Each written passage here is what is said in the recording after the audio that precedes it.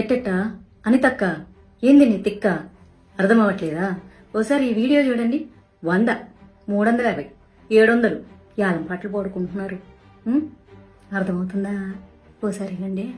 ఒకవేళ కావాలనుకోండి ఎన్ని రోజులు మైక్ పెడతారో చూసుకుని దానికి ఒక 100 రూపీస్. హైట్ ని బట్టి height above 3 feet to 6 feet అనుకోండి, దానికి ఏంటంటే ఈకో ఫ్రెండ్లీ 350 రూపీస్. అలాంటివి మనకి హైట్ అబౌవ్ 6 feet అయితే 700 రూపీస్. ఇప్పుడు నేను మాట్లాడబోయే టాపిక్ అయితే చాలా మందికి కోపం తెప్పిస్తుంది. ఎస్పెషల్లీ ఏంటంటే పొలిటికల్ పార్టీ వాళ్ళకి కోపం తెప్పిస్తుంది అనమాట. అందులోనూ ఆంధ్రప్రదేశ్లో ఉన్నటువంటి పొలిటికల్ పార్టీ ఇప్పుడు మన హోమ్ మినిస్టర్ గారు అనిత గారు మాట్లాడారనమాట. వెరీ అన్ఫార్చునేట్ ఏంటంటే ఈ అలయన్స్ ప్రభుత్వంలో మా పార్టీ కూడా ఉంది, బీజేపీ.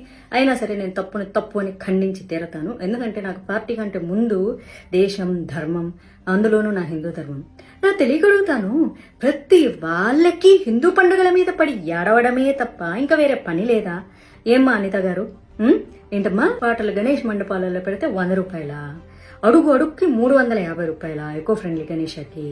ఓ పని చేయండి, మామూలుగా మనకి చాలా మంది చనిపోతూ ఉంటారు రోజుకి, వాళ్ళ మీద అంతో కొంత చిల్లర చల్లుతూ ఉంటారు.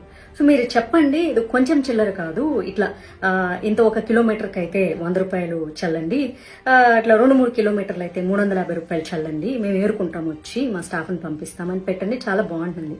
మనకి ఏదన్నా కష్టం వస్తే భగవంతుడు చూసుకుంటాడంట. ఆ భగవంతుడికే ఈ రోజు కష్టం పెడుతున్నారు మీరు.